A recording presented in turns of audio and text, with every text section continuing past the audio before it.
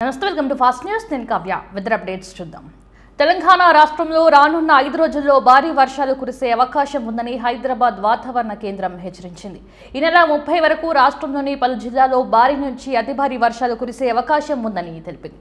అల్పపీడనాల ప్రభావంతో ఈ వర్షాలు కురుస్తాయని వాతావరణ శాఖ పేర్కొంది. ప్రస్తుతం కొనసాగుతున్న అల్పపీడనం రానున్న 12 గంటల్లో బలపడే అవకాశం ఉందని వెల్లడించింది.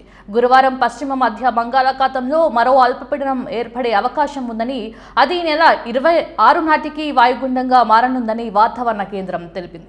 ఈ వాయుగుండం దక్షిణ ఒడిశా, ఉత్తరాంధ్ర, కోస్తా తీర ప్రాంతాల్లో ఈ నెల 27న తీరం దాటే అవకాశం ఉందని పేర్కొంది. దీని ప్రభావంతో వివిధ ప్రాంతాల్లో ఉరుములు, మెరుపులతో కూడిన భారీ వర్షాలు కురిసే అవకాశం ఉందని హెచ్చరించింది. శుక్ర, శనివారాల్లో భారీ నుంచి అతి భారీ వర్షాలు కురిసే అవకాశం ఉందని తెలిపింది.